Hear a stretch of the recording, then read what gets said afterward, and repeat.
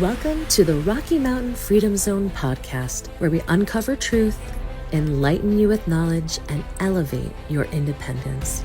Kevin Williams, who has been blind since birth, discusses matters pertaining to freedom with a variety of interesting guests. He covers topics such as politics, holistic health, homeschooling, and prepping. As he says, even a blind man can see what's going on. Listen to his unique perspective on what matters most.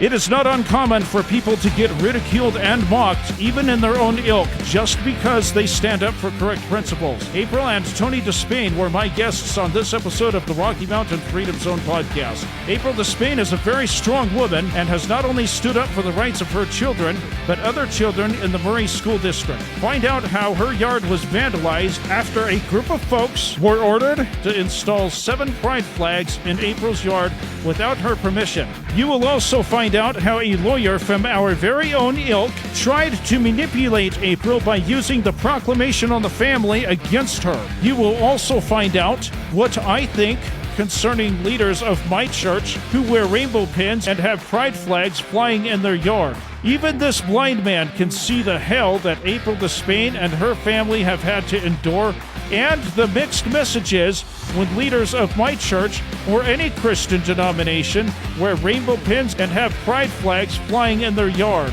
I'll show you.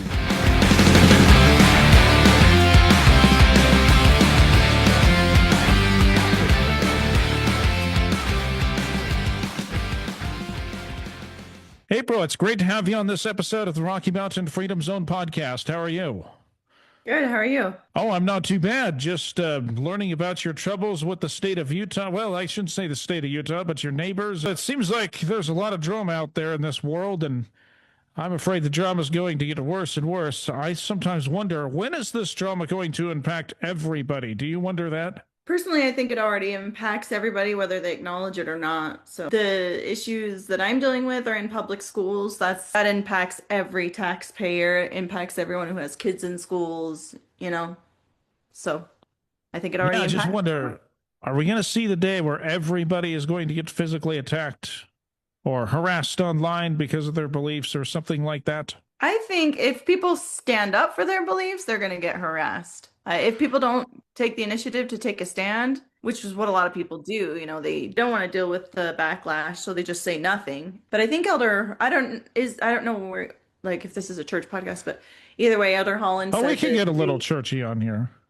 Yeah, the day will come that there's no middle of the road anymore. You have to take a side. And I think, we're seeing that happen. Yeah, I definitely think we're on the very beginnings. So walk us through, for those that don't know, walk us through the drama that you're involved in from the beginning to the end, and then we can discuss it. How does that sound? Good. So my drama started in January 2021 when my 3rd grader came home from school, and I found out that his teacher had read the class a couple of books on transgenderism, and there was this Equity Book Bundles program in Murray City School District, Utah. The administration had sent home a list of the books. None of the list had these books that were being read in my son's class. And I came to find out that they had an additional resources list, which they were hiding from parents, and they denied that it existed. But finally, after I had submitted like thousands of dollars worth of grammar requests, I did access that additional resources list. And on that list, I found like hundreds of books that were being used in this program that the school district had not disclosed to any parents. And so the books that were read to my son's class were Julian is a Mermaid, and then, which I can't remember the name of the author. Do you remember? My husband's in here with me. And then Call Me Max, which was a book by Kyle Lukoff. Well, Julian is a Mermaid was a little more subtle. It was this boy who turned into a mermaid, and then at the end he goes to this parade, which it's clearly representing changing your gender and then going to a pride parade, but it's a little more subtle in how they presented it. And then Call Me Max was this book where this girl decided she was a boy. So she had told her teacher, call me Max. What it did never say what her girl name had been, but when she woke up in the morning, she looked in the mirror and she said she saw a boy. And so the book described all about transgenderism and how you become transgender and what it means. And it even went so far as to say that your parents decided you were a boy or girl based on your biology. It's not like decided, it's who you are, but that's the way that they phrased it. They made a mistake. Potentially, they have made a mistake if someone decides that they're transgender. And Who's they? Who's it was implying parents because the little okay? picture showed a baby with a mom and a dad, like a husband and wife.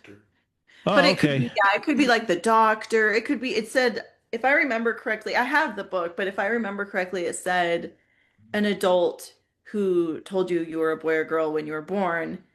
And sometimes the baby would say, no, I'm not. Like it shows the baby saying, no, I'm not. And then it said they made a mistake. So it was just implying like anyone, an adult, your parents, a doctor, whoever says that you are a boy or a girl based on your biology, if you decide you're transgender, then they made a mistake. And so it was like pitting children against parents, in my view. I was devastated, shocked, terrified when I heard that all this was happening in my son's third grade classroom. And at that point, I started like emailing the teacher and the principals and the superintendent. And I'm like, what's going on here? Why is this happening? And their response basically at first was like, we don't answer to you. You know, we have our district memo on equity and we're doing what we're doing. And they like sent me this stupid little memo and this code from, I can't remember what the code was. I have it all saved.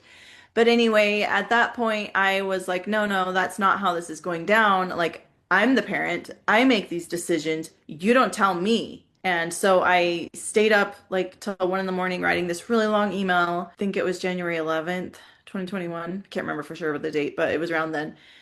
And I just had researched the codes that dealt with these issues in public schools and I cited all these codes and I basically said, I am going to take this to a higher level if you do not take action according to what I'm saying here. Because, you know, their first reaction was like, we don't need to listen to you. And my reaction was, yeah, you do. And if you don't, you're going to have trouble. And so it was the next day, the principal was like repeatedly calling me. She's like, can we please talk with you? And they got HR on the call, and I got an attorney on the call. My husband was with me, and at that point, shut down the Equity Book Bundles program. And it went kind of like in the news. It did go in the news at that point. There was like this story in the Salt Lake Tribune, which then went viral to like Daily Wire and all these different news sources, national news sources. And they had portrayed the parents, like me, as these bigots, of course, which is to be expected, especially in 2021. We were racist, homophobic, transphobic bigots. And then, like, the teachers who ran this program, like, they went on and had this whole rally, and they had the author of Call Me Max come and speak at the rally. And this teacher from Murray School District, her name was Kara Cerise, she got up and called parents bigots and homophobes and whatever. I mean, that was May of 2021. It was a crazy ride, but like I formed a parent group and I just did everything, submitted thousands of dollars of grandma requests to get the emails in the school district to find out what was really going on because they were not telling us the true story. And then I created a video that streamlined all the evidence that I had received from the grandma requests and everything else. And then I ended up running for school board the next year in 2022. And my friend Laurel Fetzer, she ran for the state school board. And she had helped me on these issues. We had worked together really closely. It's been an insane, crazy ride. That day, January 8th, 2021, was life-changing. And I was just so caught off guard. I had no idea how this would completely upend the lives of our family and me. And so after, in November 2022, I did lose my school board election.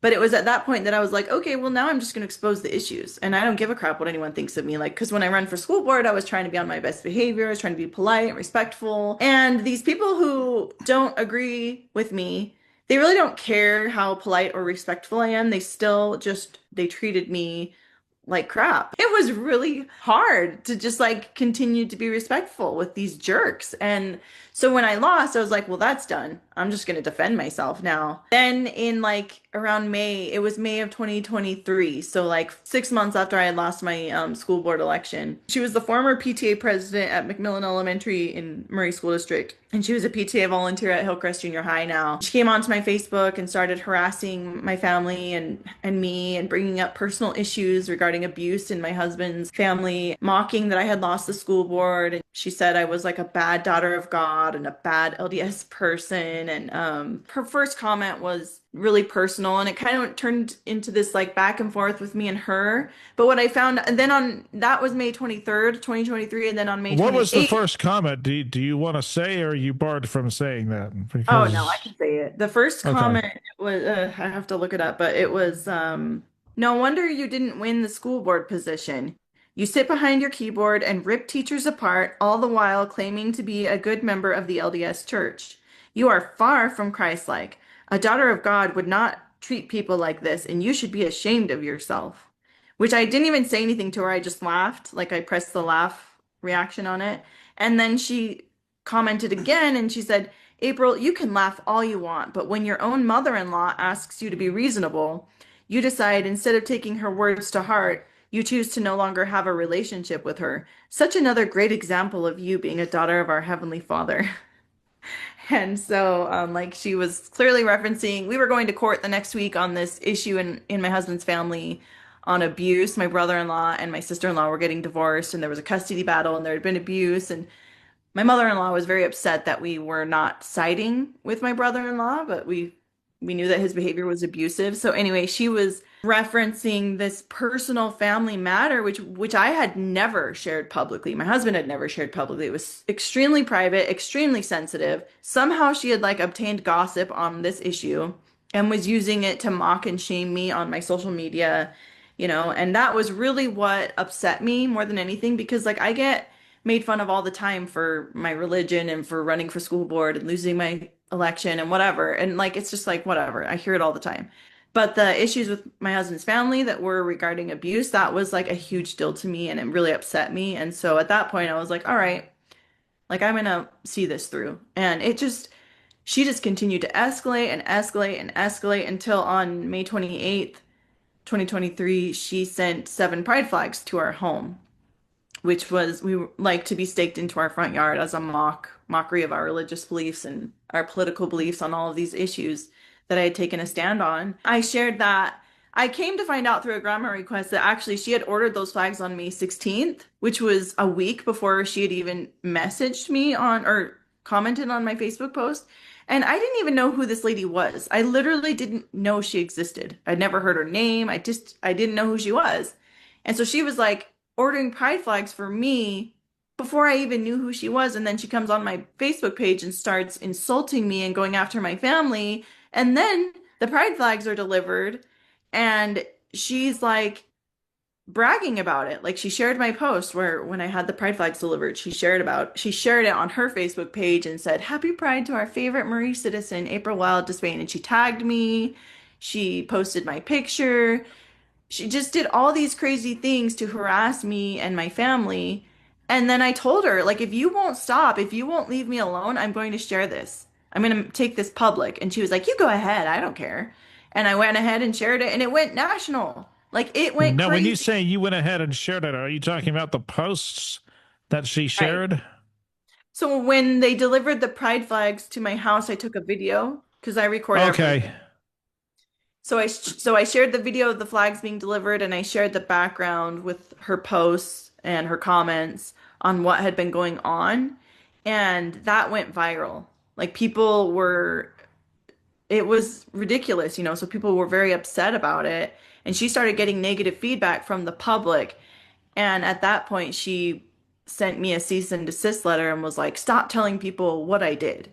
You're causing me to receive all these hateful comments and death threats, and you need to stop telling about what I did to you. And I was like, you did this. I don't need to stop talking about what you did to me.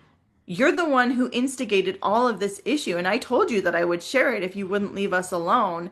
And now I've done that, and you're dealing with the consequences. And she's just this insanely entitled woman who thinks that, she can do whatever she wants to me and then silence me when she doesn't like the public finding out about it. So that's kind of where we're at. And it's turned into this lawsuit because she filed a stalking injunction because I wouldn't succumb to her demands. Are you Yeah, like? she also said, wait to see how much I. Oh, right. So on May 26, 2023, in her comments on Facebook, she said, wait to see how much I have to spend on lawyers to come after you.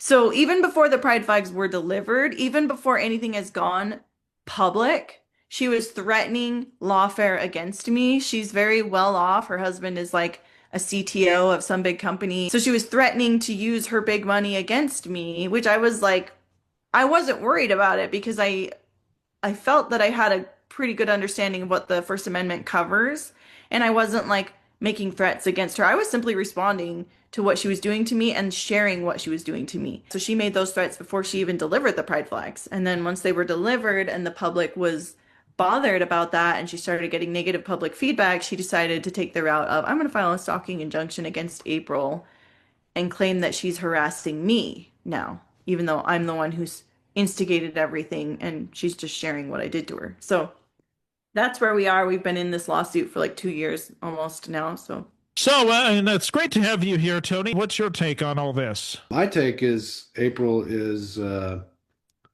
brave and courageous for doing what she's done, and we need more people like her to stand up and defend our beliefs. Otherwise, we won't have any.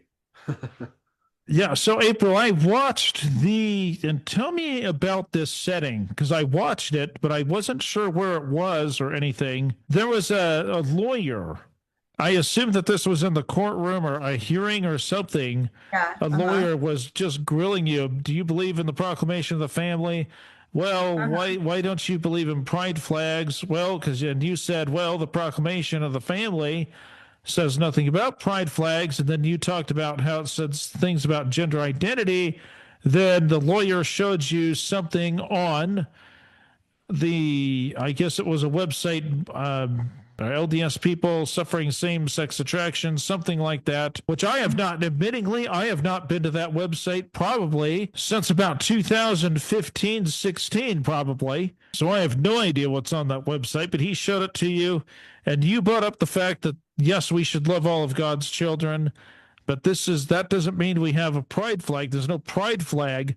What a kangaroo court. Was that a hearing that you were in? Yeah, that was our last hearing on this whole issue with the PTA president who sent us the pride flags. It was crazy. He was trying to use the family so he was the PTA president, not a lawyer.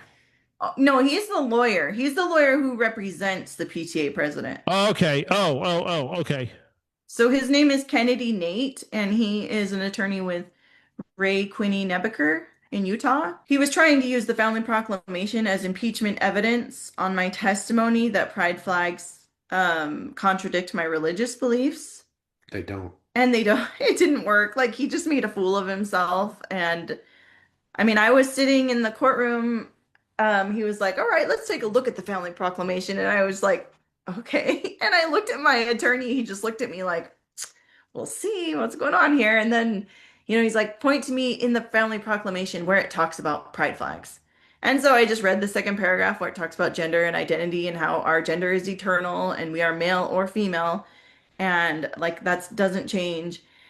And he interrupted me and was like, where does it talk about pride flags? And I'm like, well, this is talking about gender and identity, and pride flags represent gender identity. So this is how it talks about pride flags. And he was like, but it doesn't say the word pride flags. And I'm like, no, it doesn't say the word pride flags verbatim, but it can still talk about an issue without saying those words verbatim. It was it was honestly just embarrassing for him.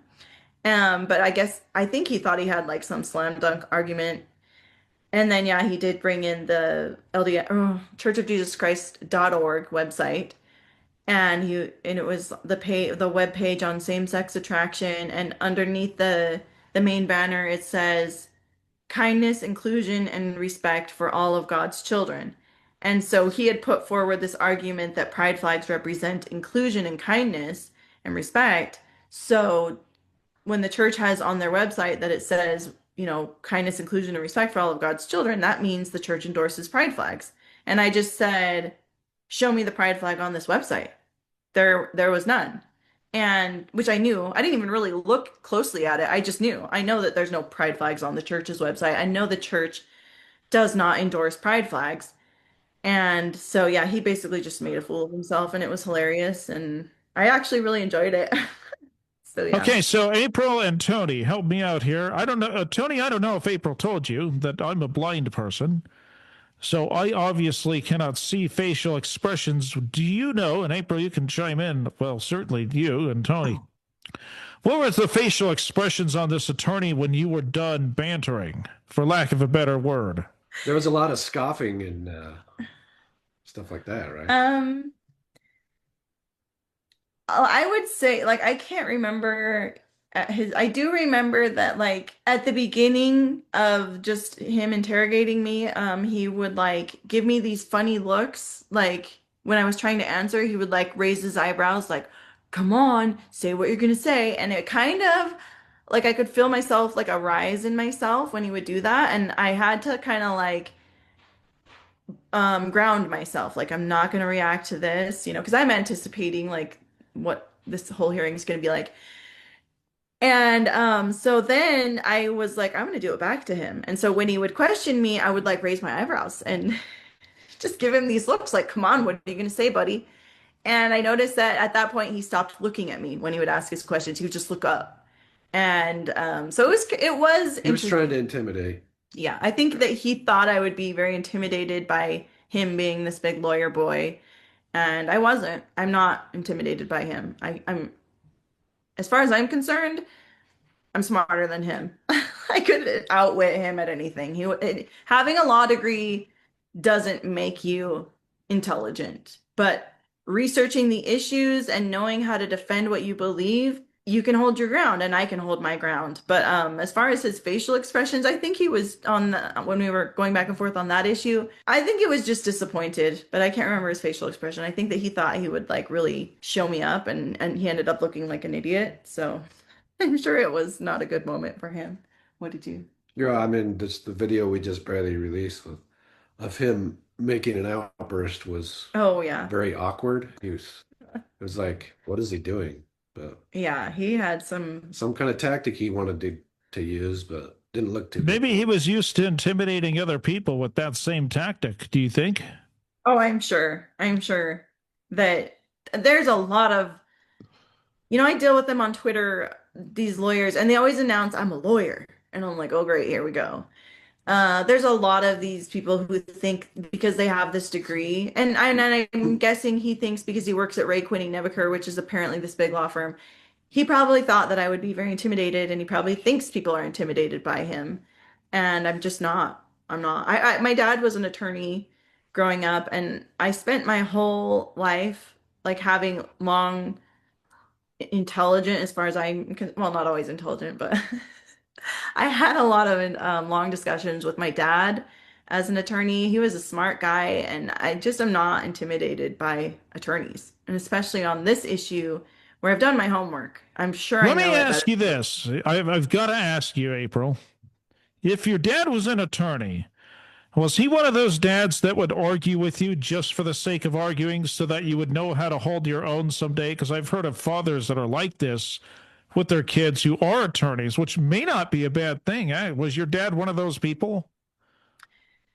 I wouldn't describe him that way. My dad, he was a passionate person. Like, when he would discuss something that he felt strongly about, he would, like, pound the couch or whatever, and he would always raise his voice. And actually, when Tony and I got married, I would, like, start talking about something, and I would, like, start getting louder, and Tony's like, calm down. And I'm like, that's what you do when you feel strongly about something. And I think I've, like, maybe mellowed out a little bit. I don't know, but I have to ask. Because I remember one of my sisters was married to a person, and her father-in-law, well, my sister's ex-father-in-law was an attorney.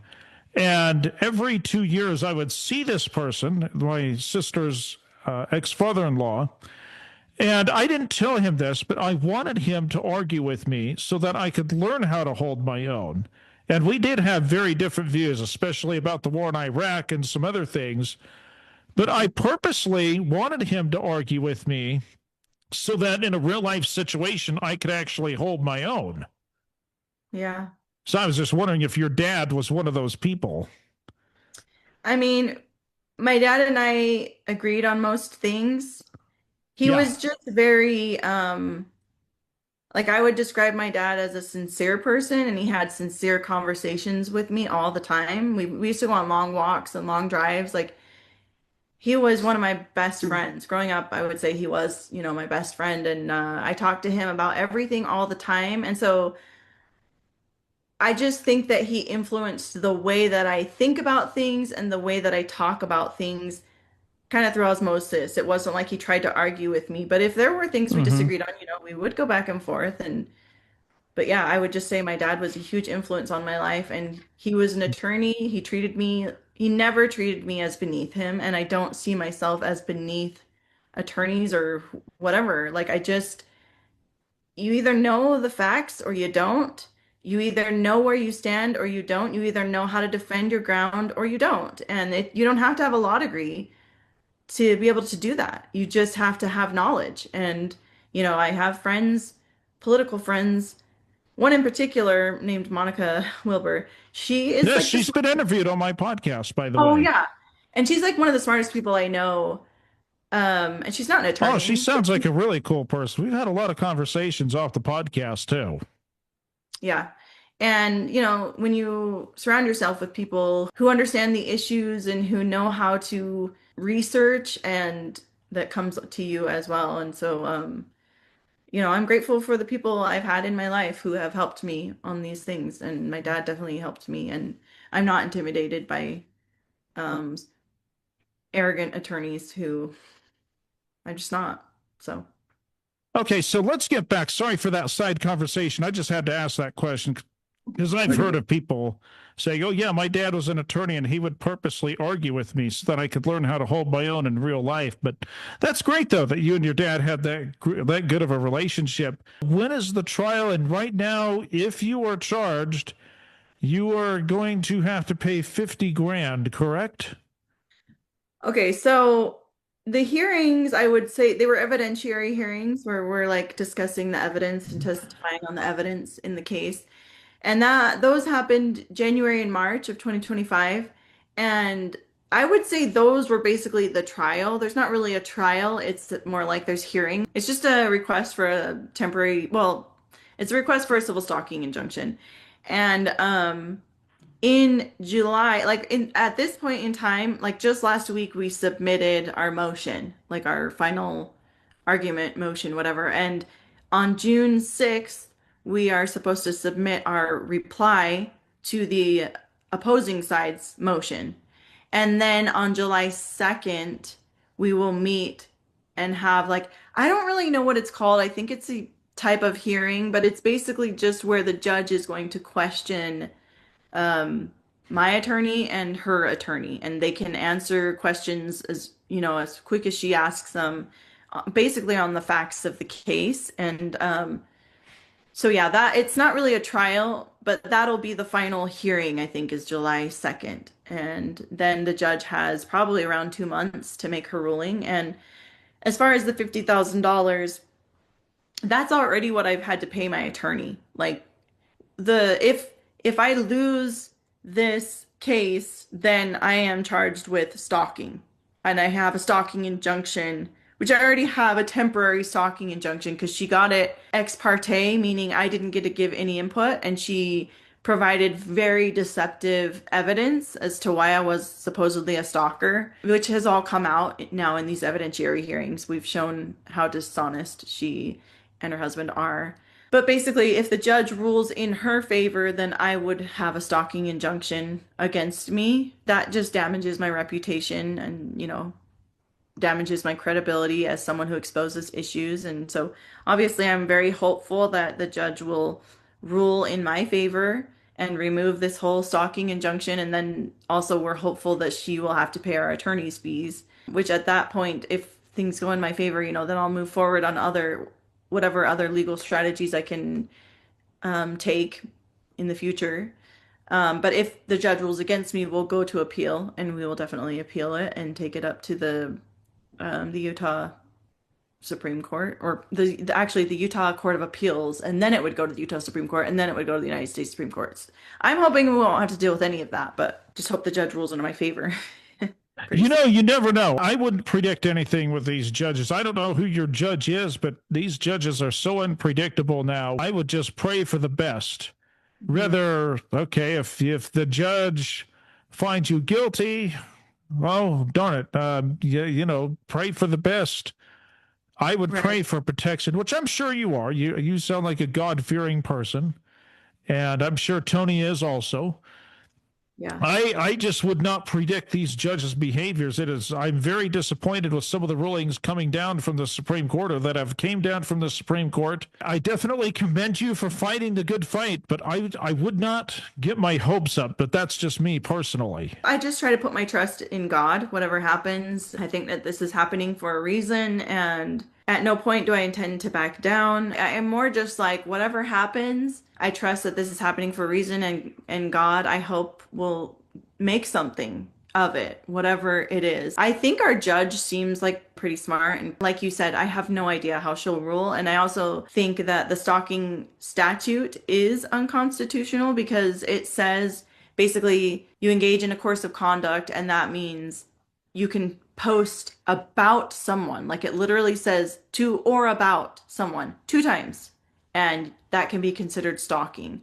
Even though this lady initiated everything against me and all I did was share, technically, because the statute is way overbroad and unconstitutional, I could be charged with stalking, because I did post about what she did to me more than 2 times. And that's all it takes. I really think the judge needs to rule that the statute is unconstitutional, because this issue is just going to keep happening.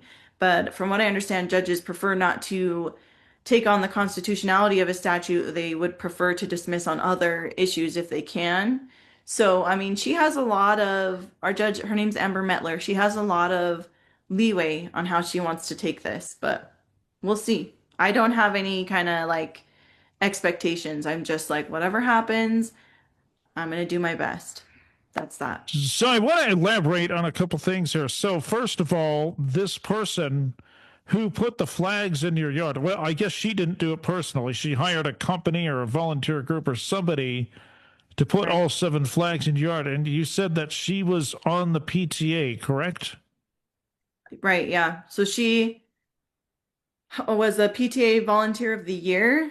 Like, she was given that award at the same time that she was harassing me and my family. And Murray School District had put out a video saying that she was to be the PTA president at Hillcrest Junior High for the following school year. So I assumed that she was the PTA president, and then she's now claiming like, I was never the PTA president. And but she was the PTA president at McMillan Elementary at least twice before that. So now I just refer to her as former PTA president. Like, to me, I'm like, I don't care if you're PTA president or not. What I care about is the fact that you harassed me and my family, and that's what I'm exposing. But she's very adamant that she was never PTA president. So whatever, she's PTA volunteer, whatever you want to call her. Okay, so those 7 flags, that's vandalism, as far as I know. I don't know what it puts. I've never actually put a flag in someone's yard, but I'm sure you have to dig a hole or do something and put 7. Was this a group of folks? Was this a company, or who did? I mean, I know she was orchestrating it, but who was doing the physical putting the flags in your yard? It's an organization called, oh my gosh, oh my God, it just left my brain. Oh, I cannot, Rainbow. Oh, I need my husband here to tell me. I can't think of the name of it now, but it's this nonprofit organization, and they deliver pride flags to homes for the month of June. It was this group that she had like basically submitted the online order, over the internet. She gave them my name, she gave them my private address, and they had to come. It was two parent. I think it was a husband and a wife. and they came and staked. They were like, the husband was hammering these stakes into our front yard. Legally, it is trespassing and it's vandalism, but the Murray Police Department, they refused to file any charges for us. They were like, they told us it wasn't trespassing and they wouldn't tell us why. They're like, we're not going to go into it with you. You have to go read the law. But then in the PTA president's testimony in the hearing, she said that the Murray police told her it wasn't trespassing because the flags weren't actually put up, which I'm like, so interesting. I'm the victim here, and they're giving the harasser more information than they're giving me. When I ask why it's not trespassing, they're like, we're not going to tell you anything. And when she asks, they're like, well, it's because they didn't put the flags up. Well, they hammered the stakes into the lawn, and I've read the law. It's very clear that is trespassing. And so, that's another potential lawsuit against Murray Police Department, that they refused to file charges for me. They refused to protect me. It just all around, like, it was a really hard thing to go through, where you just feel like everywhere you turn, no one has your back. They're all like, we don't care. And that's what we were dealing with. Project Rainbow, that's what they're called. Oh, I cannot think of it. Okay, Project Rainbow is the folks who put the delivered stakes the in your flag. yard, the 7 Right. stakes. And did they actually, so they actually did and actually were successful in hanging up all 7 flags then? No, they didn't put the flags up because we stopped them. Like, I was actually sitting in my front room about to write an email. It was definitely providential, I think, that I was sitting there. I was facing the front yard, and I saw these people pull up and come into our yard and start hammering stakes. And like, we had been dealing with Awerda, she was incessantly harassing us that whole week. And so I figured this might have something to do with her. And I told my husband to go out and start recording, because, that's recording things, taking a record and sharing that record. That's how you protect yourself. When you get a record, then you can submit that to the police and whatever. And so he went outside and started recording. I got all the kids, into like downstairs so that they wouldn't have to witness this or be affected by it. Because I try to shelter my kids from these problems that I have to deal with. Yeah. And so my husband went out and started recording, and he was like, who sent these flags to us? And they had, the volunteers, they had no idea. Like, they thought they were just fulfilling an order. Like, they didn't know there was any kind of issue here. And the volunteers spelled out her name. My husband was like, who ordered these? And she said the person's name and spelled out her last name and everything, which it's pretty, it's not a common last name. So we knew it was this PTA president who. Did they eventually take the stakes out of the ground then? They must have. Yeah, they did. And they took the flags Okay. and left, which a lot of people, when I showed And it, so- they were like, "Kept so the flags you- and burnt them." But I didn't. Yeah, so you posted that video on Facebook, and that's when all hell broke loose, correct? Right. Yeah. I shared it Okay. on Facebook, and and on my X account, the Twitter, which it's Twitter. Yeah, it just went viral. It went really viral, and the news was very interested in it. And I was contacted by several national news sources like Fox News and Daily Caller. And as I am, I'll do an interview with anyone. I don't care who it is. Like, whatever, I'll do it. And So did you do an interview on Fox News, or did they just we ended up mention it? canceling the day before, so I ended up not doing that interview. But yeah, they had Okay. reached out to me. We were going to, but I did do an interview with Daily Caller, and that article went pretty viral.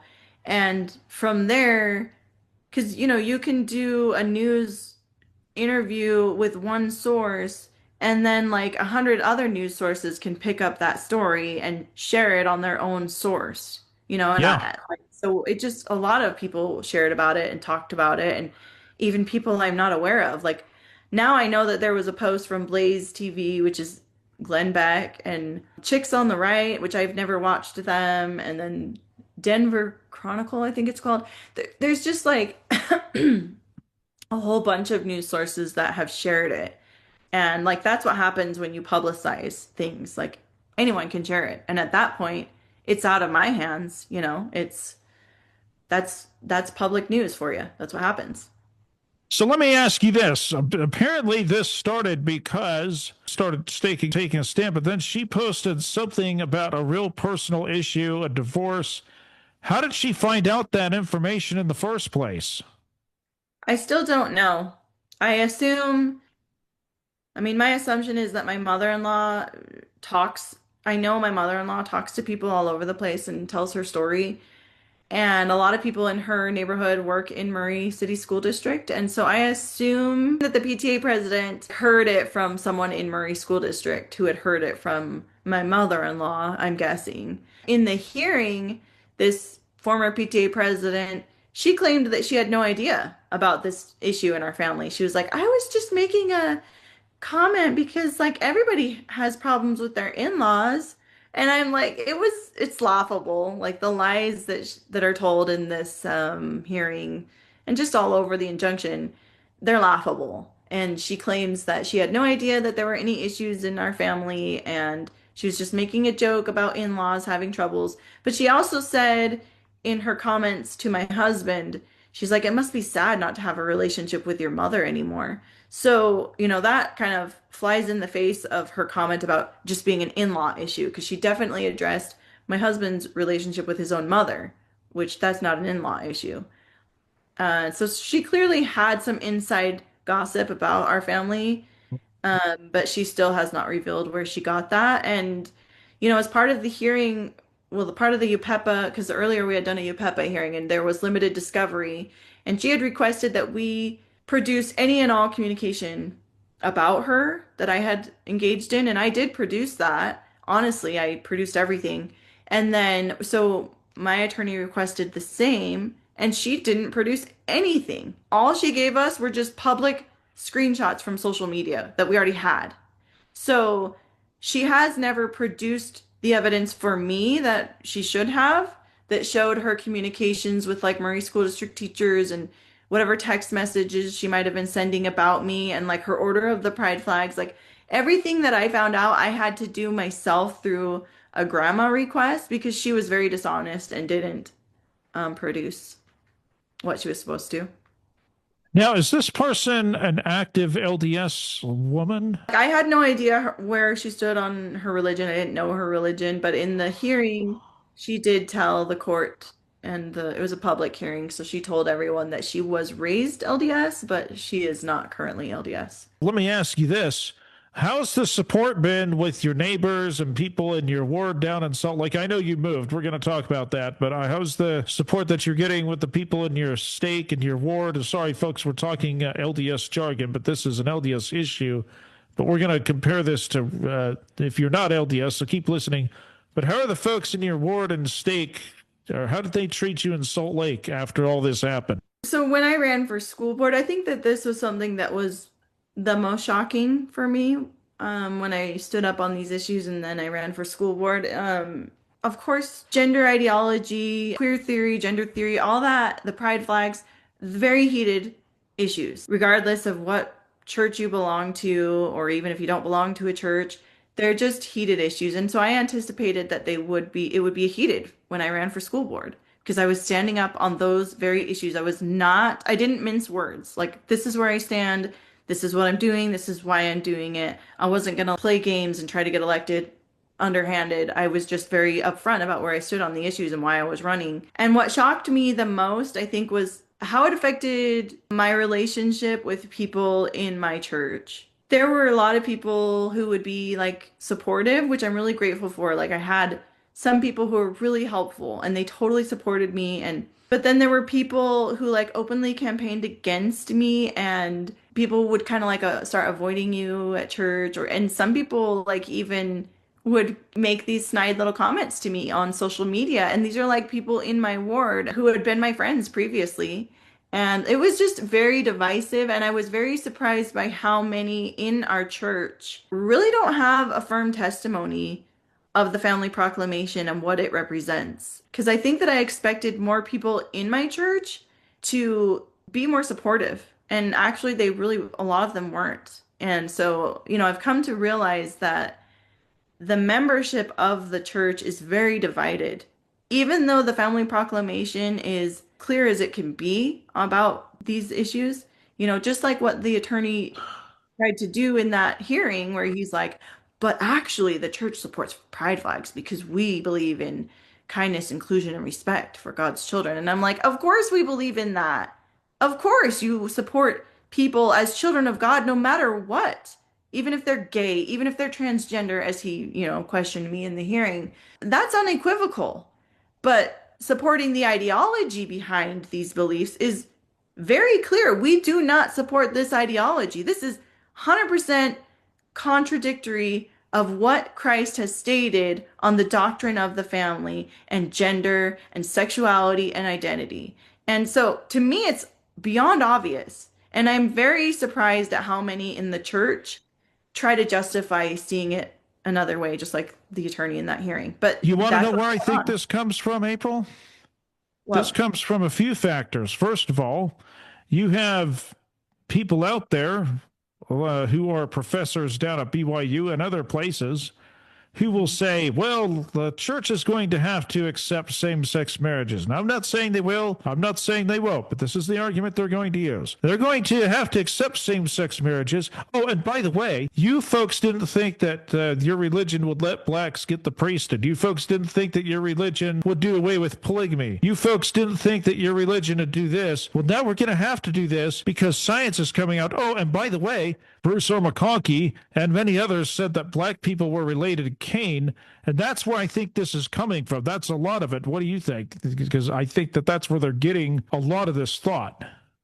I agree. Yeah, I think that they look to the issues in the church where doctrine or policy has changed, and so they're thinking, that's what's going to happen. Let's discuss that. Even though this is the Rocky Mountain Freedom Zone podcast, let's discuss this because we've got an LDS audience. What would you say to those people?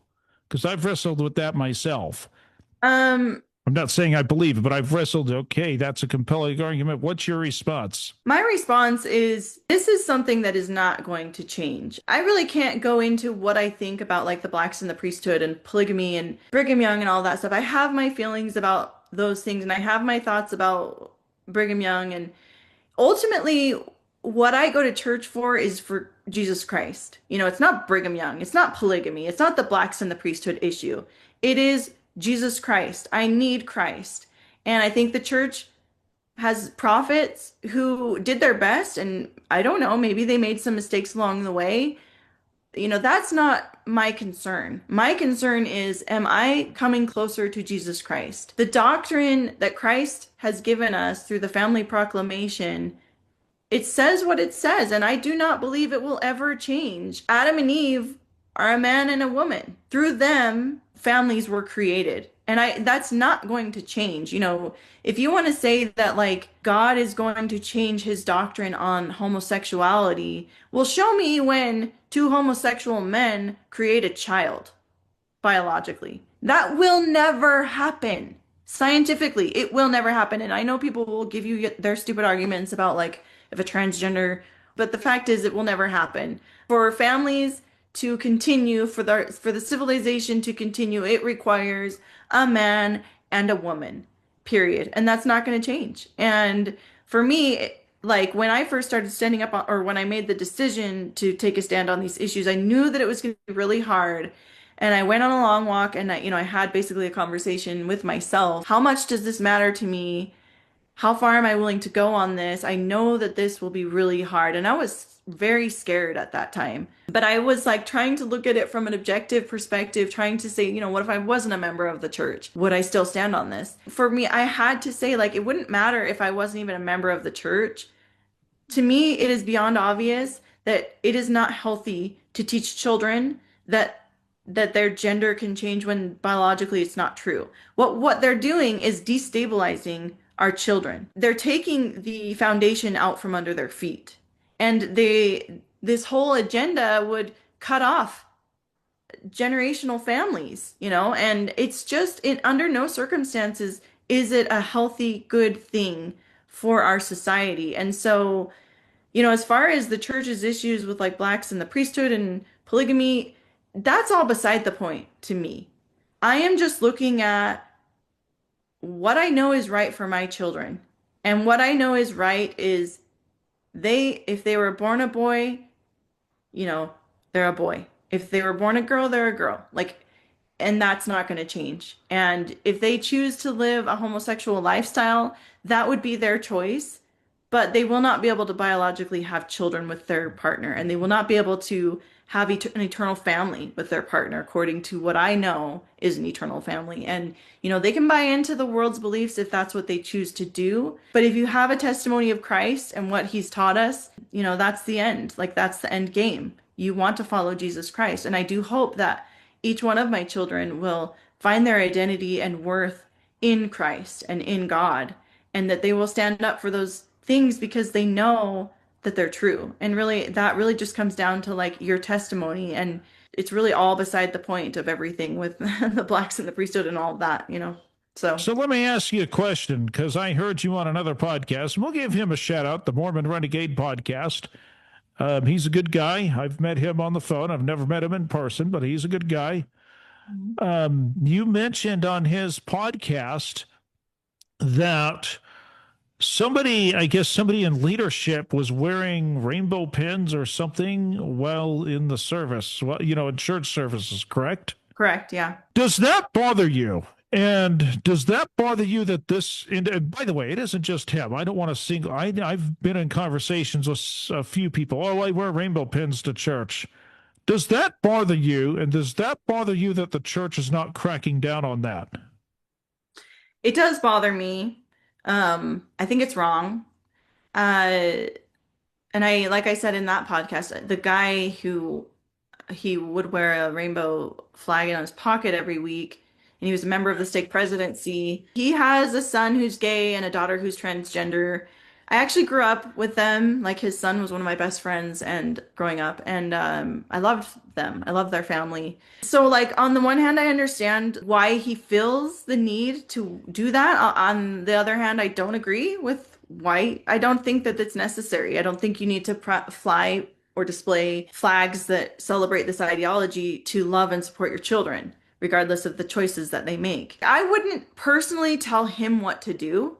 On the other hand, as a church leader, I do think that someone needs to make a stand on that. And I would tell him, look, brother so-and-so, you can't be doing this. And I know that people did say that to him. I never did. I always have wondered, should I? Actually, he's now the stake patriarch. I would. And I would say you're sending mixed messages, boy. You're sending mixed messages. You can't be doing this. You're talking out of both sides of your mouth. I'd tell them straight up. And I'd tell the stake president, I'd make a big stink over this, because it's people like you in the church that may, and I say the word may loosely, that may just turn this around or may get people to think. Because let's be honest, and this is not an anti-LDS thing. I am LDS, but this is frustrating. I can't remember which verse it is in D&C, but it talks about, that we shouldn't have to be commanded in all things. And I think that's where we should be as membership. You shouldn't have to have the prophet and apostles tell you to live according to the family proclamation, to not fly pride flags. But, some members, that's what they need, apparently. And when church leaders come out and say, we do not endorse pride flags, please do not fly pride flags, those people will probably walk away from the church, which is really sad. Personally, I'm guessing that the church leadership is hopeful that members can stand without having to be commanded in all things, so.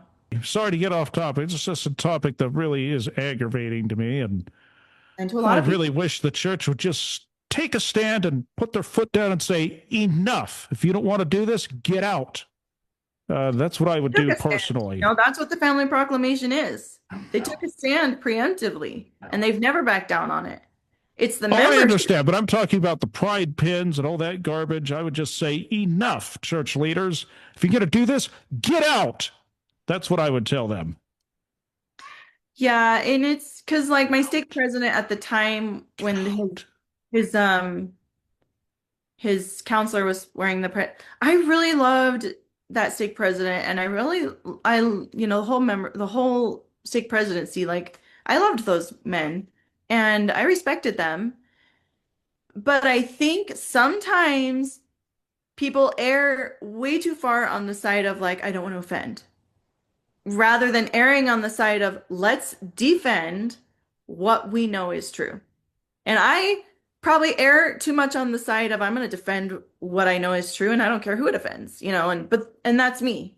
And I do think that if you look at Captain Moroni, if you look at the Book of Mormon and all the wars that were fought to defend their beliefs, to defend their freedoms, to defend their religious freedom, I think that's what we're supposed to do. I think the Book of Mormon was written for our day, and that's what we're supposed to do. And too many err way too far on the side of, I don't want to offend anyone. I'll just let him fly the pride flag in his pocket every week, even though I know he shouldn't. I think that's what's going on. On Facebook, I put on, this is a few days after Roe v. Wade was overturned, I put on my Facebook page, how can you be a good member of the Church of Jesus Christ of Latter-day Saints and a Democrat? Now, I realize that there are great people out there historically in the church who have been Democrats, including James E. Faust. James E. Faust was a great guy. I've heard a lot of good things about him from people that knew him in person. But you got to realize the Democrats were very different back then. My grandfather was a Democrat. He was a great guy. But the Democrats were very different back then, unlike the ones today. So I was posting, and then somebody sent me a message on Facebook saying, what do you think of somebody who wears pride pins to church, rainbow pins to church and in the temple? And I said, well, I don't think that you ought to be doing that. And he said, well, that's me. And I said, well, yeah, I don't think you ought to be doing that. And he blocked me from Facebook. We're not friends anymore. I don't give a rip. I stood up for something, and if we lose a friendship over it, well, guess what? That's too bad. That's my point. That's my stance. My opinion is, how can you be a progressive? And I wouldn't say Democrat, Republican, because there's a lot of Republicans who are progressives. I think progressive ideology is buying into all of this queer and gender ideology and critical race theory and all that stuff that just divides people and pits people against each other. So yeah, those are the things that I think, regardless of whether someone is a Democrat or a Republican, it's more like, are you standing up for what Christ taught? Progressivism has taken over the Democrat platform, and and I think it's kind of taken over the Republican platform in some places too. So, by the way, just let me make something clear, folks. I do not hate homosexuals or anybody in the LGBT community. If you think that this podcast episode is about a hatred, you are ever so wrong. As a matter of fact, I have a good friend who is involved in the LGBTQ community. We definitely have our disagreements, but this has nothing to do with hatred. This has everything to do with condoning a lifestyle that is contrary to the teachings of the gospel. I don't care what religion you are. Most Christians out there would agree with me. Now, I know that there are some fringe groups like the Episcopalians out there or the Anglicans that have changed their view, but I think by and large, most Christians would agree that this is contrary to the Bible. Would you agree with me on that? yeah, I think most Christians, and I think Muslim and Jewish. I mean, I don't know, like I'm not an expert on all the different religions, but I think most So this has nothing to do with hatred. In fact, my friend who's in the LGBTQ community, I'm not going to mention his name, but he just said, well, Jesus loves everyone, and the New Testament says nothing about gay people, says love everyone. Well, now after doing some research, I have some ammunition to use against his argument. This is not against him as a person. I actually like him as a person. The reason we're good friends is we do have a lot in common. This is not about hatred. This is about condoning a lifestyle or not condoning one or sending mixed messages to children. I'm sure, April, if you have a kid, maybe he's 20, 25 to 30, comes out of the closet, I'm sure you're going to love him. And you may not condone his lifestyle. I'm sure you'll have to put boundaries on that, but I'm sure you're not going to disown him, or I'm sure you're still going to talk to him and have him over for dinner and all that, correct? Of course, right. I would say the political activists on these issues love to say you're a bigot, you hate the gay community or the LGBTQ community. My attorney, the one who's defending me in my case, he's gay. His name's Gowd Maragon. And I love him. A ton of respect for Gowd. Actually, we've worked together politically since 2022. He ran for the Salt Lake County clerk, and I was running for school board at that time, which was when I met him. And he is a gay conservative. He's from Indian, like he's Indian American. His parents are immigrants from India. Interesting. But he could play all these cards like, oh, I have dark skin, I'm gay or whatever. He doesn't. He stands on principle and he takes a lot of heat. In fact, he lost his job because Equality Utah went after him for his stand on these political issues. And there's a group called Gays Against Groomers. There are members of the LGBTQ community or the gay community who take a hard stand, and they stand up more than some members of our own church. And I have a lot of respect for that. And I love those people and I respect what they do. And this is not about any individual, like this is about ideology that should not be pushed down on our children without our permission, and this is about freedom of religion and freedom of speech. And that's what this is about. It's not about bigotry against any certain person or whatever. But that's what they try to make it about, to shut down your views on these issues. And you just have to say, nope, that's not what it's about. Nope. So. Another good example of someone that's in the LGBTQ community, and I think it's sad that he/she is not into politics anymore, but I understand from their viewpoint, Lady MAGA USA, great advocate for conservatives. I'm disappointed that she is not active in politics anymore, but I get it. But I think she's still out there standing for principles. And I say Lady MAGA USA because that's her tag name, Lady MAGA USA. So I can't remember his real name. I think it's Ryan something, but yeah, Ryan Woods. He doesn't go by say it because he said it before. Yeah, he does drag, but he doesn't go by she. He acknowledges that he's a man. I can't. Yeah. Okay. Yeah.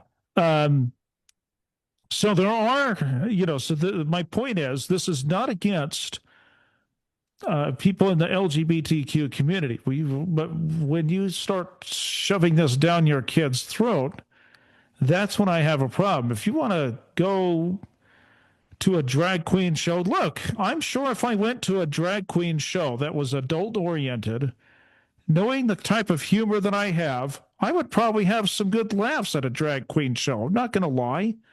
But I don't think that we ought to be sending our kids to those shows or anything like that. What do you think? Oh, right. It's not appropriate for children. No. Yeah. No. It's insane. I can't believe that we live in a world where people are trying to normalize that. It's the craziest thing, but that's where we are. Back in my day, I know plenty of adults who would have gone to a show like that, but would tell me, Kevin, you're way too young to be going to these shows. Right. Yeah. Consent is out the window with these activists. Well, let's get back to your topic here. Do you want to say anything else about what you're going through in terms, is Tony still there? He can chime in if he wants to, or did he have to take off? He left. He had to go to. Okay. So do you want to say anything else? Because I do want to go to another topic. I'm sorry, folks, that we went on this tangent, but it is very important. A lot of the audience out there is LDS, and I share a lot of the frustrations. I'm still active in church. That doesn't mean I don't get frustrated with the leadership over things like this. But is there anything else you want to say real quick, April? On my case? About your case, about your case, about things that are coming up or whatever. No, not really. I just, we're just dealing with that and praying that things will work out the way they're supposed to. So just keep okay, so I want to talk about something else because you had written about, and I thought it was kind of funny. It was sarcastic, but it got the point. Very few people, I don't know how to do this. Very few people know how to be serious and funny at the same time. Rush Limbaugh was a master at this.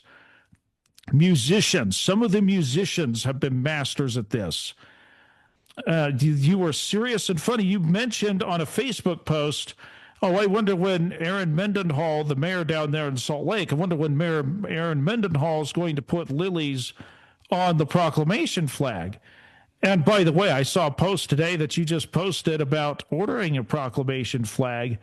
And you said, after all, so I'm paraphrasing, but you said, after all, aren't we supposed to be inclusive? Aren't we supposed to do this? So go ahead and talk about that. And then, because what's happening down in Salt Lake, for those of you that don't know, is there was a bill, HB 77, that passed, and it was supposed to be this great bill. And I heard Natalie and Leslie Williams. Natalie Klein has been a guest on my podcast. Leslie's been a guest a couple times on my podcast, the Conservative Ladies of America. And they talked about this bill that was a bad bill and loopholes. And you wrote, technically, Mayor Mendenhall did not do anything wrong. It was the loopholes. Do you want to talk about that bill, what it was supposed to do, and the loopholes, and why it has not been the best bill?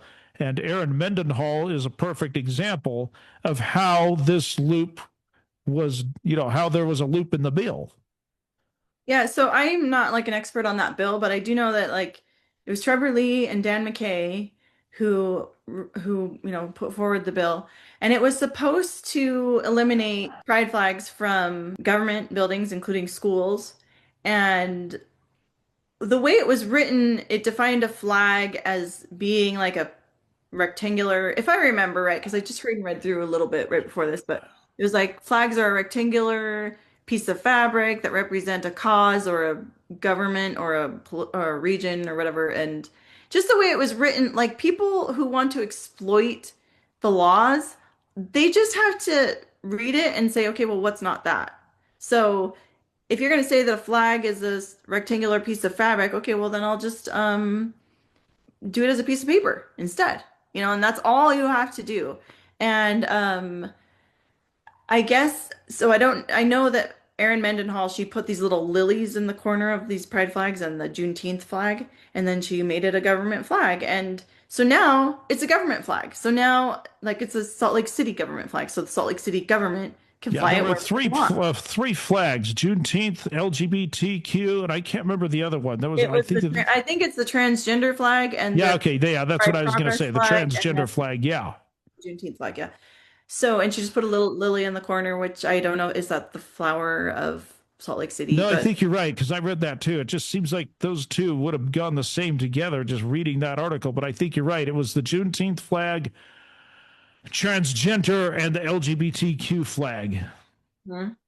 And so now, and so she easily sidestepped that whole bill and the whole reason that it was written, and just basically threw it in the face of the legislature, like, we're not doing what you want. And which is, before it passed, like I said, I talked to Monica and Natalie a lot, and they had basically warned all of that. Like, this is exactly what's going to happen. And then within a month after the bill passing, that's what happened. And so, I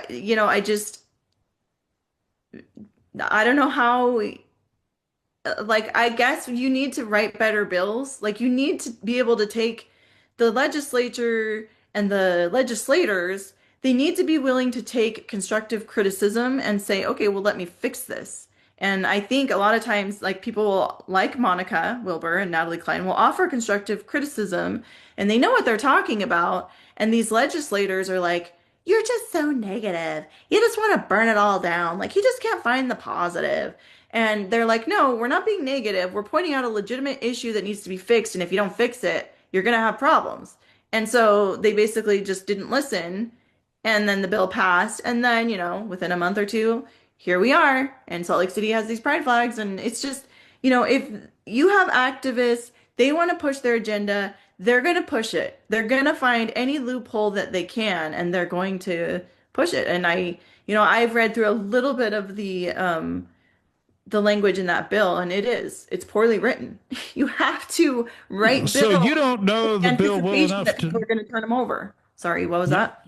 So you don't know the bill well enough to describe what exactly loophole. I'm trying to get Monica and Natalie back on the podcast here in this podcast, but I know that they've been very busy. I've been trying to schedule them on, and I'm optimistic that they will come on. It's just a matter of when. Yeah, they know the bills. Like Monica and Natalie. Because, like, I don't live in Utah anymore. I'm not as, Yeah, we're going to talk about that. Yeah, so I'm not as well versed. I've kind of, like, taken a step back a little bit. Like, I still stay involved because those are my friends, and I still have family that live there. But I wasn't, like, super into reading the bills this past session. And, but Monica knows it really well, and I'm sure Natalie does. But they had all the bad bills. They had, like, markers on them for why they were bad and what were the issues.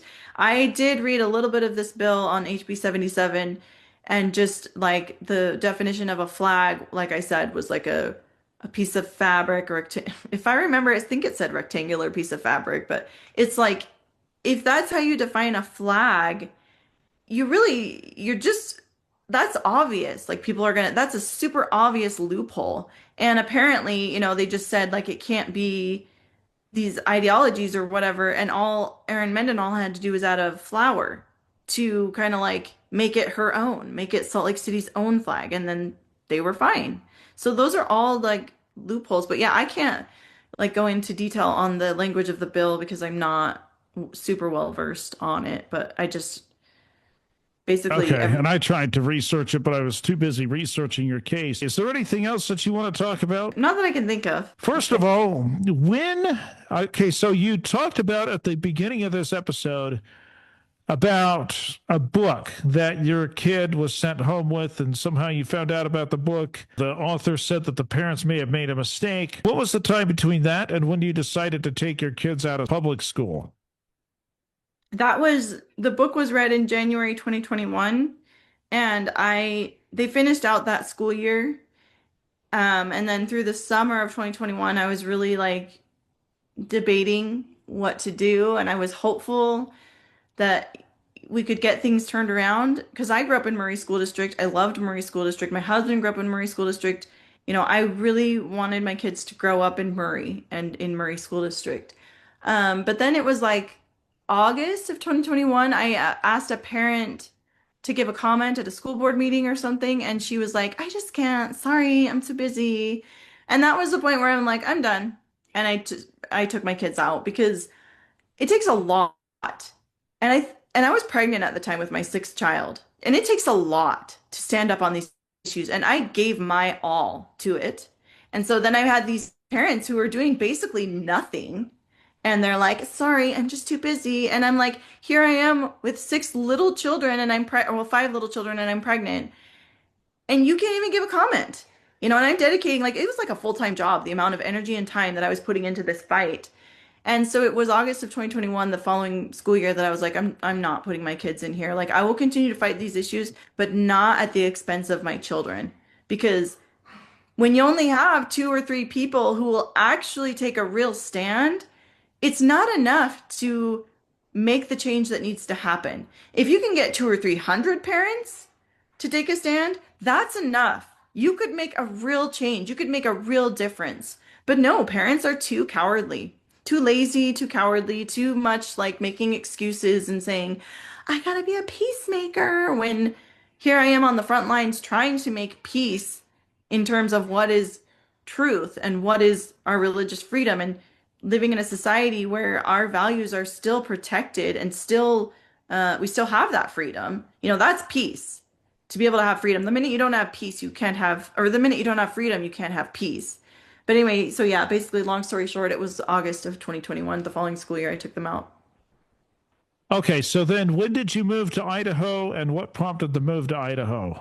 We started looking for we didn't know where we wanted to go. We just knew that we wanted to get out of Utah, out of Murray. Everything that happened with this PTA president, like the Murray police wouldn't protect us. The school district was basically like fighting against me on every angle that they could.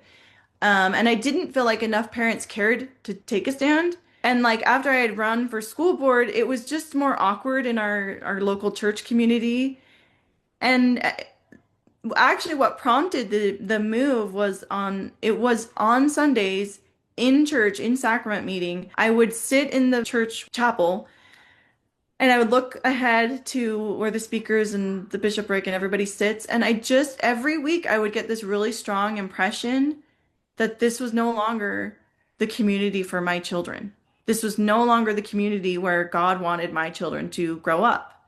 And I would look up at the podium and try to envision like my children giving their mission farewell talks or whatever. And I just couldn't see it. Like it just wasn't like, I was like, this just isn't it anymore. And I told my husband how I was feeling, and he's like, yeah, I agree. And so it was at that point that we just decided to look anywhere. Like we didn't know where we were going, but we just knew that we wanted to get out of Murray, Utah. And So we ended up in Idaho, which is where on both sides of our family, that's where our ancestors are from. So we kind of felt like, well, maybe we'll go back to our roots. But so yeah, that was what we moved in January of 2024, I think. But it was around September of 2023 that we were like just done, if I remember right. It's kind of hard to remember, but yeah, it was the main. I mean, there were a lot of things that prompted it, but the last straw was this stuff with this PTA president and everything that we had had to go through. It had been a lot that we had gone through over those past few years. So, are you homeschooling your kids right now then? I don't homeschool them anymore, except for my youngest. I do.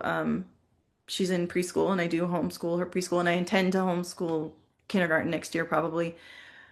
But no, we decided this last school year that we wanted to try out the local public school system here because I'm so torn on like you gotta protect your children, but also there is value. I really find value in being part of a community. And in our neighborhood, the kids all go to the local school and and the year before we had homeschooled and we had joined a co-op and I just like the co-op, it was great, but everybody was like 20 or 30 minutes away and it just didn't. I'm very Community is important to me. Like when I formed my own co-op down in Murray when we homeschooled down there. And the co-op that I formed down there was everybody was living in Murray in that co-op. And the co-op was a community. Like we felt like, to me at least, it felt like a community. And my kids played with those kids and it was just a great thing. And then, so we came to the co-op up here and it was just people really spread out. And I was like, this just isn't the community that I want. And so we decided to, and also with promptings, like feeling the inspiration, like maybe this is something we should try. So we decided to try out the local schools around us. And so far they have been good schools, like much, much better than where we were. And I'm not naive. Like I know that there's going to be issues anywhere you go. But, I'm a very talkative, open person and I've talked to all their teachers and, if I see an issue, I make my feelings known. That some people, they don't like that, but that's who I am. That's what I'm going to do. And I'm always going to step forward. I'm always going to step up and protect my kids if I need to. And I'm always going to follow what I feel the spirit is telling me to do for my family. And at this point, I do feel like being part of the community is where Heavenly Father is directing me to put my children. So that's where we are right now. Okay, very good. So you're saying that the co-op is about 30 minutes away from you right now where you live in Idaho. The co-op that we were part of, it was like 10 minutes away, but the people who were all part of it were coming from, Oh, I see. Is there anything else you want to go over? not that I can think of. Like, I think I've stated all. I can talk a lot, but I think I've talked That's a lot. okay. Try to put in another good word for Natalie and Monica. I'd really like to have them on my podcast. I know they're busy, but I need to get them back on. Um, I love Natalie Klein and Monica Wilbur and Laurel Fetzer and Kim Chandler. We call ourselves the OG Gulag Girls, us five. We've worked together Okay. since 2021 and 2022, and these are my baby is screaming. I don't know if you can hear her, but my kids are out No, I there. can't. Um, yeah, so we call ourselves the OG Gulag Girls because Gulag, those were, in the Soviet Union, you would go to the gulags if you spoke out against the political agendas. And, we all speak out. And Natalie Klein, on the state school board, she has endured a lot and from the legislature, from everyone in Utah State. And she just quietly and with grace holds her ground, and I just really respect that. And Monica has stood by her and fought the good fight, and Laurel Fetzer, she has stood by me, and Kim Chandler she's on the Granite School Board. These are women. I respect them almost more than anyone I can think of, like aside from God and Christ and my dad and like my husband and those people. These are the salt of the earth and they are amazing. They do so much and I am honored to be associated with them. I love them. So that's what I have to say about Monica and Natalie and Laurel and Kim. Who is your favorite commentator and why? I always ask this to a new guest who comes on. So who's your favorite commentator and why? Now, this commentator can be somebody on cable news, somebody on the radio, somebody that's a blogger, a podcaster. Who is your favorite commentator and why?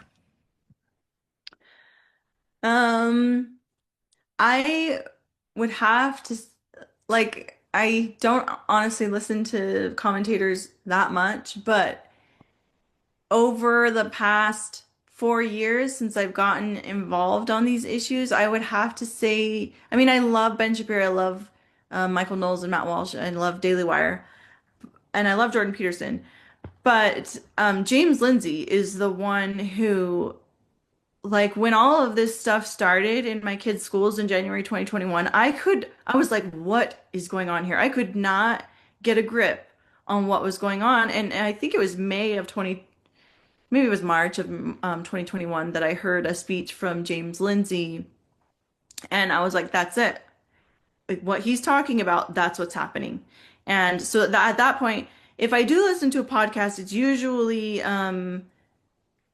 Discourses. I can't think of the name of his podcast, but it's something Discourses. But that's the one I'll generally listen to. And he just understands the issues on this whole ideology of, intersectionality and the queer theory and gender theory. And I have, I think, 3 of his books. He knows his stuff, and he's taken a lot of heat also for taking a stand on these issues. And he's atheist. He used to be liberal. I don't know what he would call himself now, but I think that he admits that he was devastated when he realized what was going on with liberalism. He's like, it's not classical liberalism anymore. It's progressivism. It's taken over. It's like a cancer that's infected.